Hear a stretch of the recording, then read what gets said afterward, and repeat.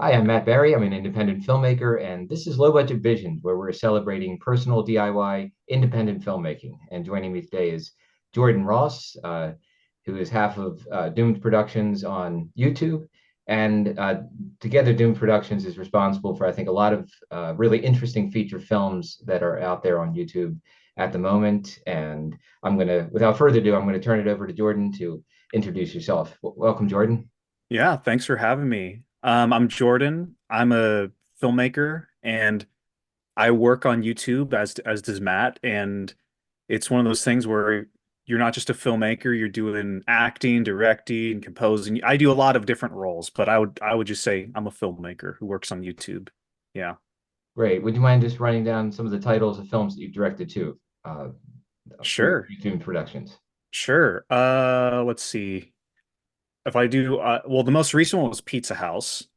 And then the recent one before that was Two Little Ghosts. Um, I also did Video Carnage. I did October. I did Oh Brother. And then Little Black Submarines is coming out this summer, hopefully. So yeah, quite a Great. bit. Great. Glad to hear there's a new one on the way. Since we both connected through YouTube back in, I guess it was around, 2020, 2021, when I kind of hmm discovered the folk filmmaking scene through YouTube. I thought it would be kind of interesting for us to talk a little bit about what that looks like, both at the time we discovered it and where it is today, where you see it going. This video I should mention is largely inspired by a really good discussion that you had on your YouTube channel about the future of folk filmmaking. You raised a lot of good points in that, and I thought what we could do here is kind of go through some of those, maybe talk in a little bit more depth, and I can share a few thoughts of my own. So we'll start with that. Is what did YouTube, when you got involved with folk filmmaking in 2020, what did you see as different about it, and what kind of Sure. sparked your attention? Sure. I think it really came down to discovering filmmakers who were making stuff and releasing them online for free because I mean, we both have this shared experience, you and I, of coming from film school, and we can get into this later, but there's a lot of ways they teach you how to make movies and things you must do before you make a feature film. And to see filmmakers on YouTube just releasing feature films for for just the sake of it, just to create their work, get their work out there, that was really inspiring. And I never considered doing that before. And it was COVID, so it was in lockdown. It was kind of this perfect time to reevaluate what we wanted to do and reevaluate, the methods of distribution that we could use. And yeah, it just kind of everything kind of collided at the right moment, discovering other filmmakers doing it, and it inspired us. And then, we made our feature films, and we haven't looked back really. Yeah. That's great. There is really something liberating about that idea of realizing that you can make a feature film with the same kind of resources, the same sort of approaches that you've maybe been taking to short films. I think this is a message that a lot of filmmakers, especially younger filmmakers who may be coming out of film school, maybe they've just graduated and they're kind of wondering, okay, what do I do now? Do I hmm keep making shorts? Do I keep trying to go through this kind of correct process, as you call it?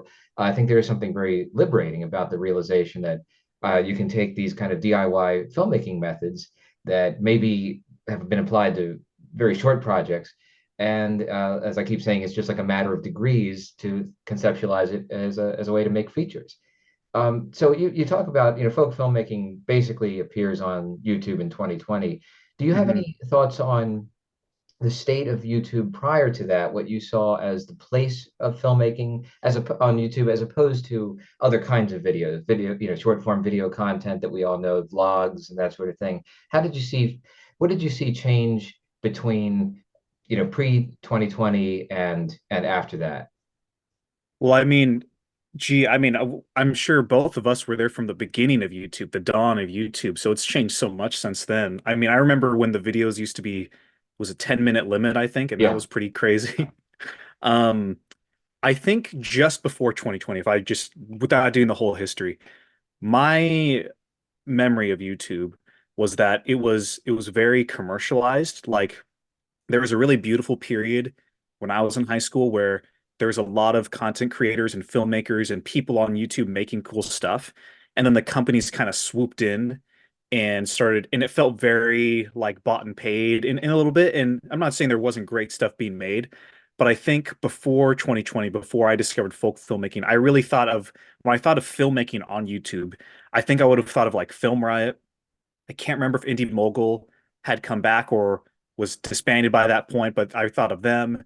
Darius Britt was another guy. There's like people who were making stuff, and they're not that they're not filmmakers, but in my mind, I thought of them more as content creators. Like they're primarily content creators, but they happen to make feature films and they make content about feature filmmaking and or short films. So I think the change really, or I mean, what it looked like back then and how I treated it was YouTube, and part of this is film school. YouTube was kind of like the last resort. Like I would put my stuff on YouTube, but it's kind of like this thing of film school tells you, if you make a movie, you got to submit it to a festival, and you go through that and you submit to lots of festivals, and either it gets in or it doesn't. And if it does get in, you have to wait till it premieres to release it online. And if it doesn't get in, then you release it online, and it's usually YouTube. But even then, film school is like, yo, use Vimeo. You have to use Vimeo. That's more professional. And no one's on Vimeo. I mean, I've had stuff on Vimeo, and no one's ever watched my stuff, whereas thousands of people have watched my stuff on YouTube. And that's a whole nother discussion of platforms. But for me, I think I didn't look at it as like a viable way to get people to watch your movies. And part of that was film school. Part of that was just what was being created at the time. But yeah, it's changed quite a bit since then, I think. Yeah, it's interesting to hear your perspective on that.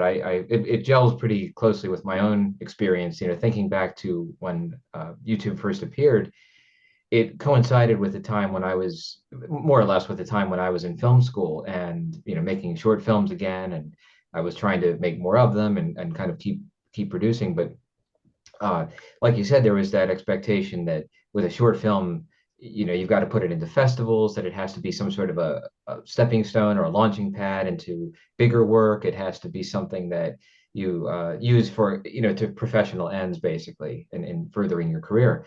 And, for me, I was only really able to make short films at that time, or at least that's how I thought of it. And I had made features before when I was younger. And in a way, I think before I knew uh, or before I was aware of what I didn't know, if that Right, makes sense. And I think film right. school kind of, getting to your point about the idea of teaching the right way of doing things. I think film school kind of made me feel like, well, that way of making movies isn't going to work. So I felt like shorts were kind of um, the limit for me. But YouTube appearing at that time, it was kind of a both a blessing and a curse because on the one hand, it allowed me to put the movies out there. And I was fortunate to connect with one other filmmaker at that time who, took it seriously as a platform and was asking a lot of these kinds of questions about is YouTube a place for movies? Is it something else? And that gave me a lot to think about then. But I remember like when Vimeo was very much the preferred platform for the, Hmm. I guess, quote unquote, professional short films and professional filmmakers. And of course, there's the cost barrier to entry to Vimeo as well because of the Right. paid subscription to be able to upload a certain amount of footage.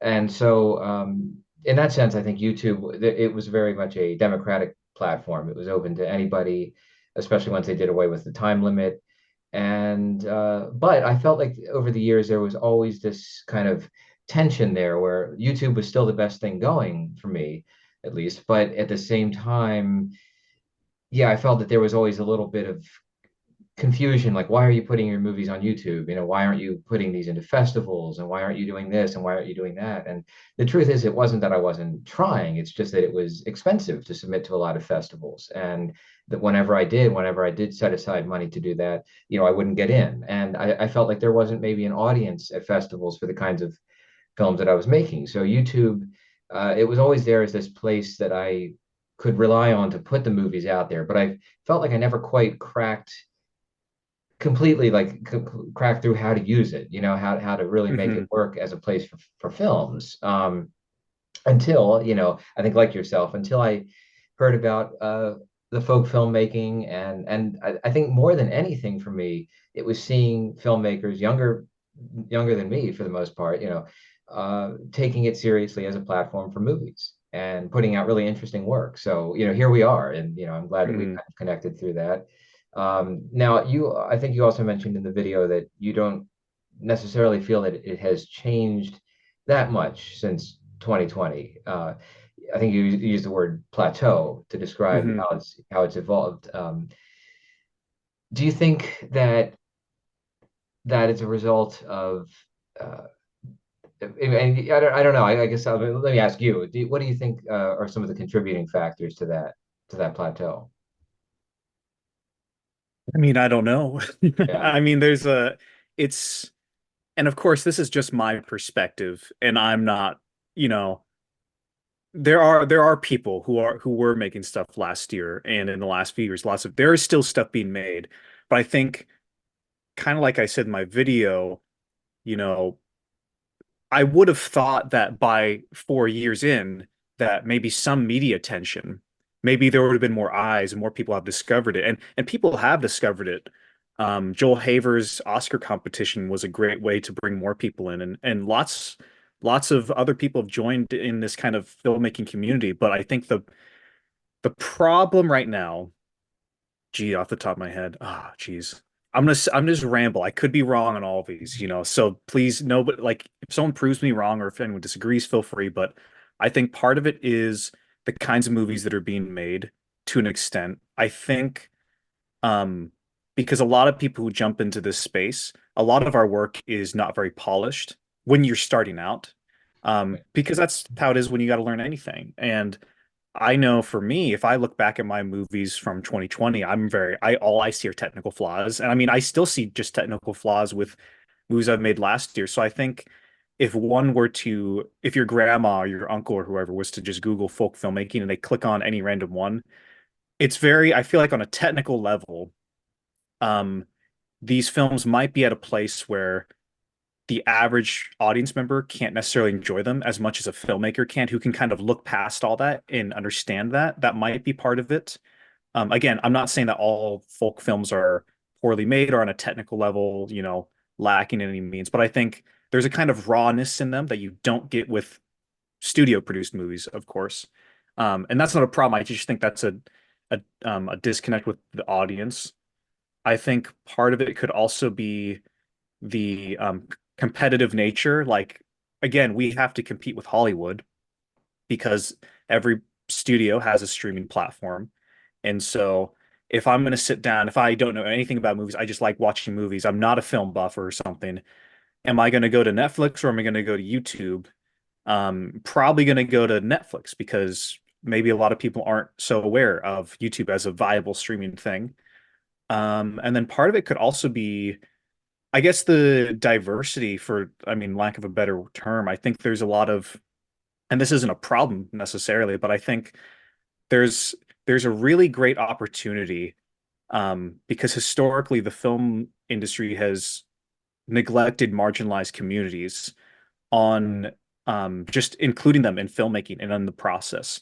And I think what's really cool now in Hollywood is there is this or not overcorrect. There is an attempt to correct that and bring in more filmmakers in.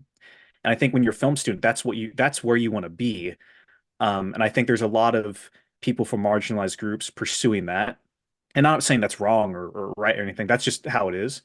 And I think there's a great opportunity within the folk filmmaking community to say you don't need to rely on these overly huge, big studios. You don't need to rely on them for validation. Um, you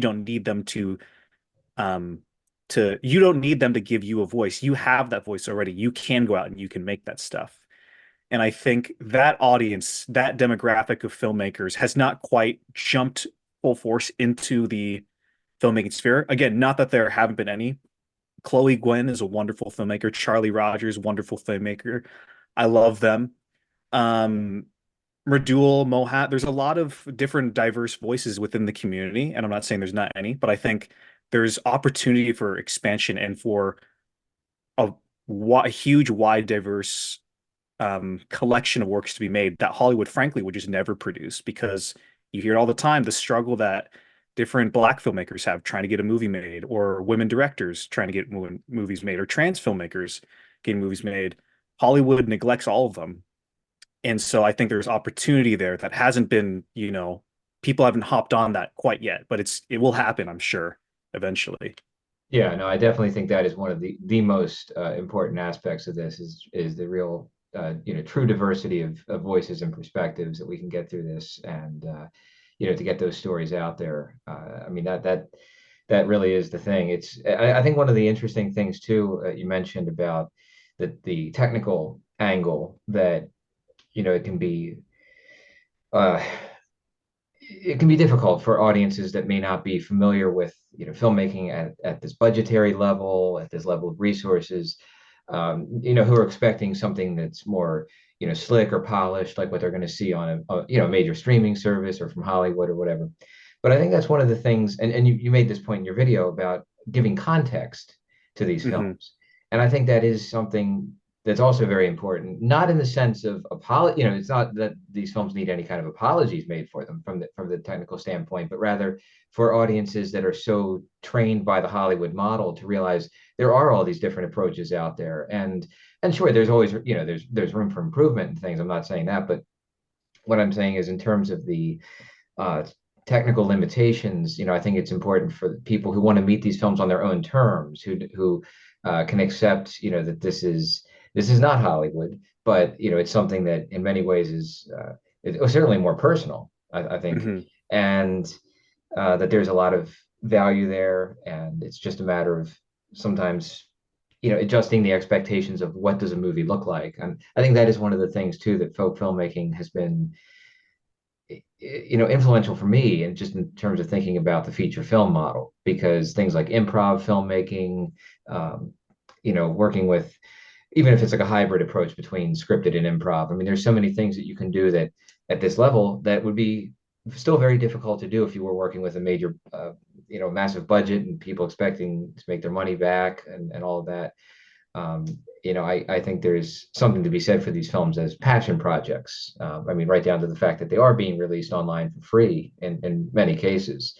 Um, let me ask you on that note about features. Had you tried making features before you got involved with folk filmmaking, or was that something had you given like a lot of thought to that, or what was your relationship with features prior to folk filmmaking?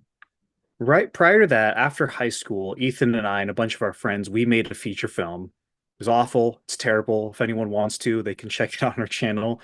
We leave it up there because, we need people to know that everybody who's like considered like a great filmmaker, they all started off somewhere. And so if you watch that work, that first film we made, it's awful, it's terrible.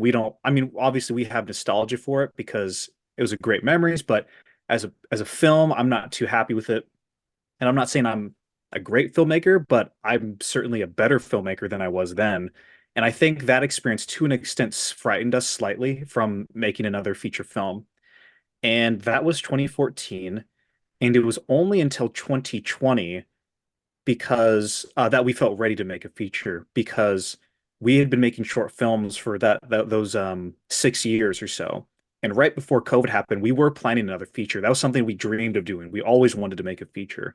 But because of the I guess track that film school sets you on, the way they told you to make films, we thought, oh, we have to do this and then this and then this and then there's all these steps we had to do first.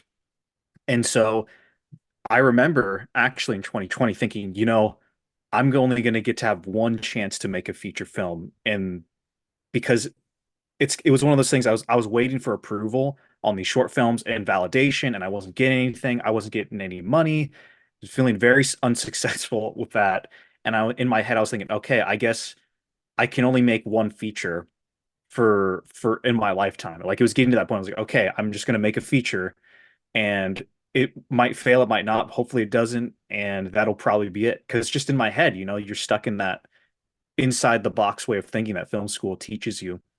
And it was a dream. It was a big dream for us, feature films, but I didn't realize how it's like, oh, it was possible all along. Everything you needed was with you all along. So yeah, it was a I guess dream of ours to make a feature. Yeah. Great. I'm really glad to hear it's been so such a positive and a productive experience for you, because I know to see it come together after, like you said, when you're feeling kind of almost like you're in a rut, kind of you're stuck in Hmm. a rut, whether it's making short films. And not that, you're not proud of those films, but it can be frustrating when you feel like you kind of keep repeating yourself in some ways. And yeah, I mean, I went through that myself for a long time. I had somewhat a similar trajectory, I think, where like I had, tried my hand at making features, and the last one I did, which I finished in 2003, was, it was a disaster. I mean, no one, Hmm. the less said, the better. But anyway, with film school, it gave me a lot of skills to put together a production that I still take with me. So I'm always, quick to say I'm not anti-film school, and because I do think there's a lot that can be learned there, especially if you're focusing on more, if you're focusing on like conceptual ways of thinking about films and how to draw on influences. And I think you and I have both Hmm. expressed this at different points on, different videos or whatever. I think I've heard you say that, almost like the film studies side of film school gave you a lot to think about, Right. you know. Right. The film studies was my favorite part because I was exposed to movies that I wouldn't have seen otherwise. I discovered some of my favorite films in film school, and that I loved that. I love the study aspect, but I don't think I quite knew what to do in film school. So I didn't get the most that I could have. Now I think I would tell people make friends and really just make friends and make cool creative stuff because you don't network um vertically, you network horizontally. And I didn't realize that at the time. And so I think I missed out on a lot of possible connections to bigger and fun projects with friends. And so I'm playing catch up now with the folk filmmakers. Yeah, yeah, that's a really good point. I have to say I agree 100% with that, because I had a very similar experience where I was always, being told about the importance of networking in film school. And Right. the mistake I made was thinking it's like you say, to kind of like network up, to network with people who maybe can give you a job or whatever. But that's really the thing, is you're connecting with the people who a few years down the road you might be working with in the industry or wherever. But yes, you're right about it being more of a networking among, peers, and building those relationships then, and ultimately to be able to work together and create cool projects. Yeah, Hmm. that is the best time for it, when everybody has the time and everybody's together in that place and in that mindset.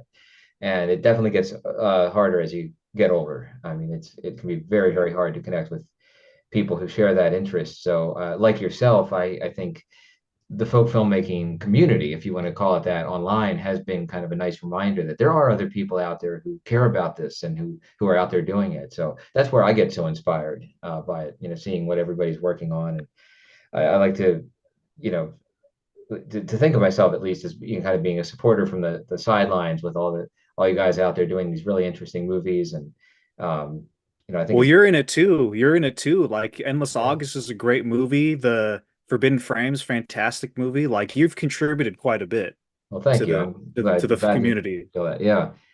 Well, it's that's why I'm doing these interviews, because I think just to be able to talk about these films, whether they think of themselves as, folk filmmakers or not, or even if they're not aware of the movement. I think that there is that shared, that common passion that we all have for getting these stories out there. And on that note, I want to get to another point that I think you made, that was just something I've been thinking so much about recently, and talking with my friend Colin about this, which is the idea of the importance of just making the work and putting it out there. Because I think we Hmm. all can feel frustrated if, we're not getting as many views as we would like, or not being able to have it shown here or there. But I think you said it perfectly in your video when you said that it's about really putting the work out there, and that you hope down the road somebody will discover it who really cares about it. Hmm. Yeah, Of course, because it can be it's frustrating feeling like you have to wait for that. But right. I think it is a good way to approach it. Yeah, because it's where we have the benefit is studios for the most part. They're like it's all about that opening weekend if it's in the theaters or if it's on streaming. It's all about the I can't remember who collects the data, but it's all about the streaming numbers for the month. Right. It's always about those numbers. And uh for us, that isn't so much of a problem because we just put it out there for fun. We don't have necessarily a financial stake in it. I mean, maybe somebody does, but I think most filmmakers don't at our level.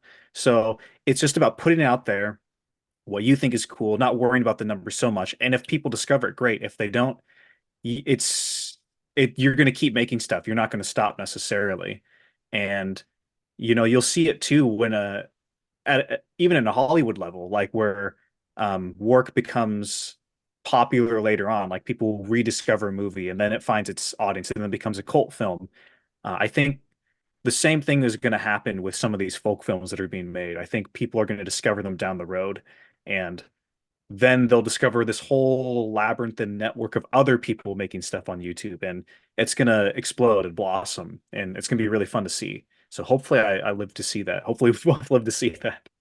For sure. I think about your question a lot, actually, about whether or not there have been cases of filmmakers who have made movies that were more or less unknown, unseen during their lifetime and only discovered afterward. And, I think there are cases, certainly, of filmmakers who have become better known or more Right. celebrated years later. I think some of the, cult filmmakers, especially where, following has built up around their work. But I think what is unique about film, and it's only really beginning to change now, is that for so long it wasn't feasible to do the equivalent of somebody like writing a poem and just putting it in a Hmm. drawer, and just locking it away. I mean, to make a film, even a short film, on 16 millimeter or something, was such an expenditure of money that even if you did it once, you made a film and that, short film, and couldn't do anything with it, you were unlikely to do it again and unlikely to build a body of work that way, if there was no audience for it, just because it was not, financially, it would have been so unsustainable, I think.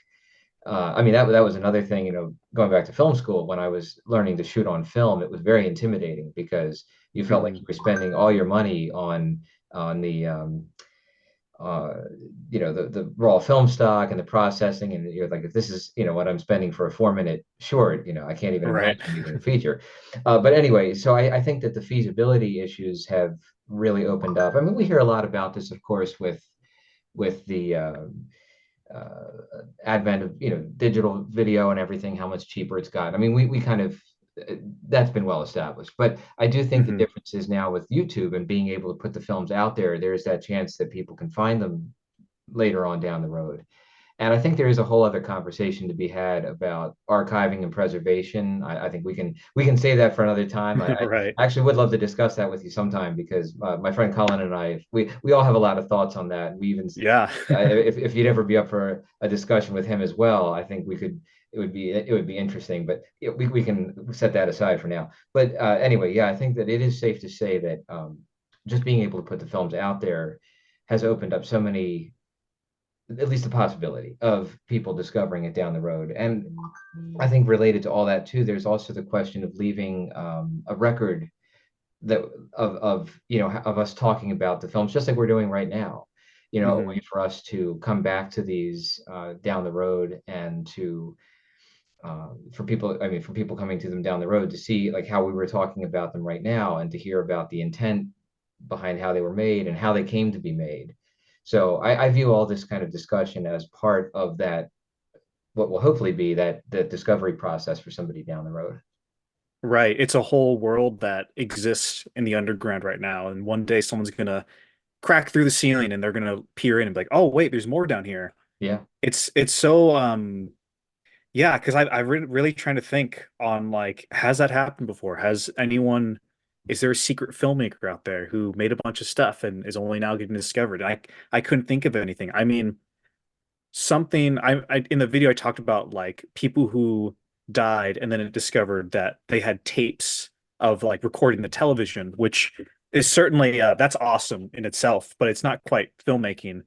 I think one thing I could think of, which is the closest, is like guys like George Kuchar, who wasn't like an A-list celebrity, but he was hanging out. I've seen videos of him with like Martin Scorsese, because he was showing his work in festivals and he was known in the festival circuit. And nowadays, when you go to film school and you take an experimental film class, you're going to read about George Kuchar, and suddenly you're going to be aware of him as an artist.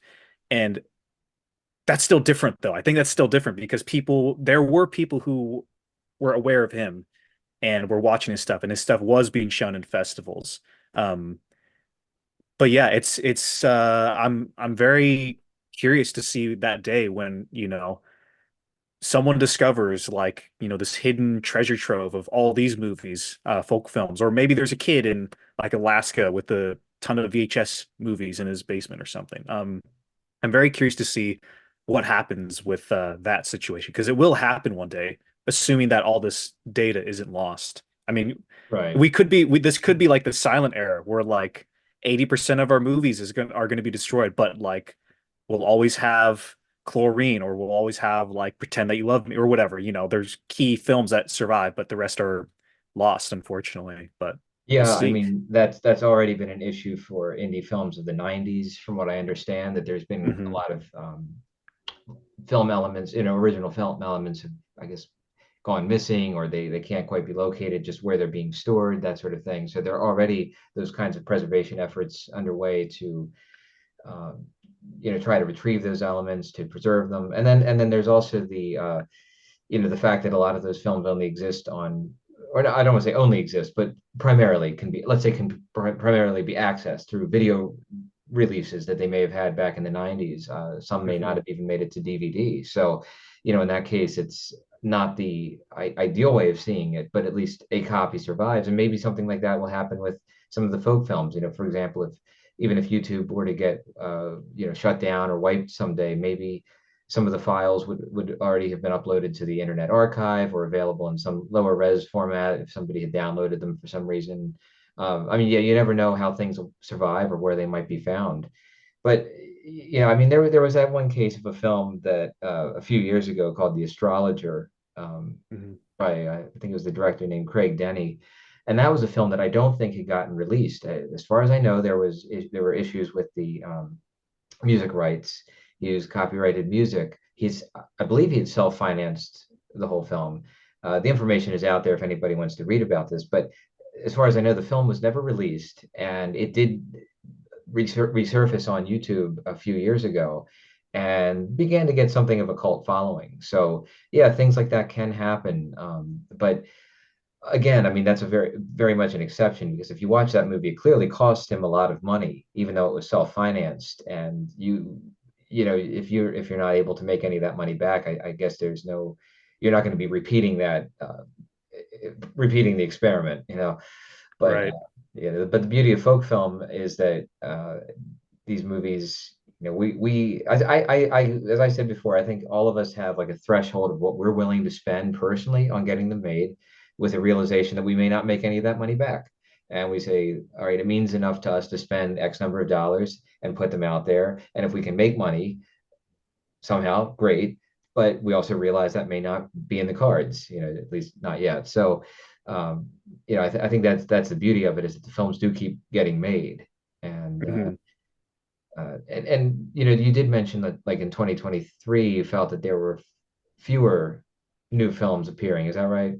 Was it 2023? Right. And Yeah. it's also, again, my perspective because 2023 was also, again, that was a busy year for us at Doom Productions. I mean, we weren't even making stuff on YouTube because Mhm. we were so busy. But it felt like in terms of like Hallmark blockbuster type YouTube movies, I felt like there were less of those last year because everybody was prepping their next thing and everybody was planning and preparing. And it was funny because after I did the video, I've received so many different movies through our email, and one of those was a 2023 movie, and I think it was Obelisk Films. It was this movie called The House of the Lord. It's really really great, and we're gonna do a spotlight on it soon. Um, but I think Tico messaged us and was like, "Hey, I was one of those guys who made something in 2023." And I was like, that's awesome. I'm glad people were making stuff. So there is stuff that was made, but I was just unaware of it for, many reasons. But it's cool that there seems to be the sense that big things are coming this year, and that's super exciting for sure.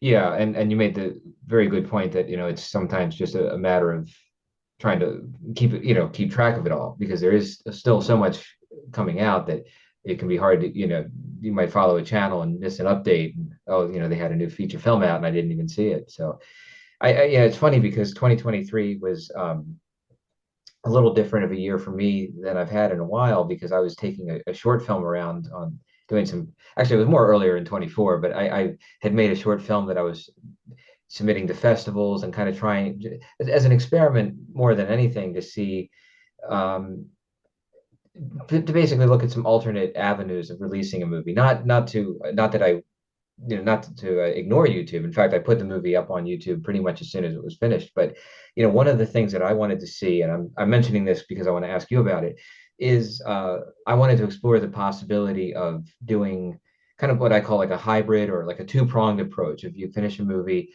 and trying to do a live like a maybe one time theatrical screening and then also putting it onto YouTube and maybe even having the two going simultaneously.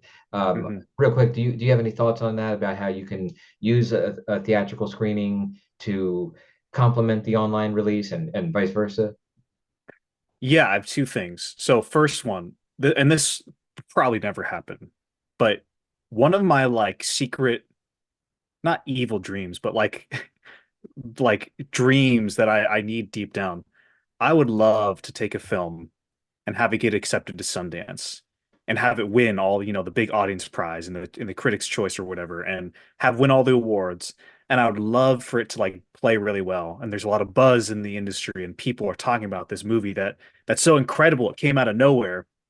I would love to have that happen. And then at like at a Q&A after the screening, be like, yeah, thanks for watching the movie. Glad you enjoyed it. It's on YouTube right now. Share it with your friends. I would love to do that. That's one of my dreams to be able to do that. Will that happen? Probably not, but I would love to be able to do that in my life. It would be an Um, amazing moment. Yeah. I know, but more realistically, actually, I can share a little bit about this. We're being cryptic with the Little Black Submarines release, but the idea as of now, and again, we'll keep everybody updated as this comes up. Our idea as of now is to do a premiere and then have the premiere in person coincide with the release on YouTube. And then after the movie is done, we would have a Q&A, which would be live streamed directly after. So the idea is that if you're at home, you get to watch the movie as it premieres, and then right just after you just click on over and there will be a live stream where you'll see the aftermath of the screening of this movie in person and you'll be able to see a Q&A with everybody who made it. Um, and we're working on the kinks and we're trying to figure out if we can do that, if that's even possible. But that's the idea with that. And of course, we have some, yeah, that's a little far out there and we will keep people updated. But that's the idea as of now is to release it with the premiere and online at the same time, and then do a streaming Q&A afterwards.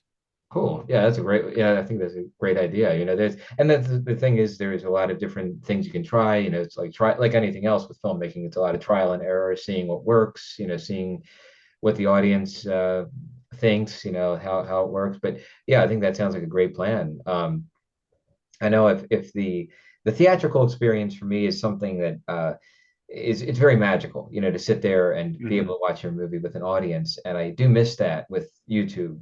But there's also, realistically, YouTube is going to get it seen by probably the most people possible.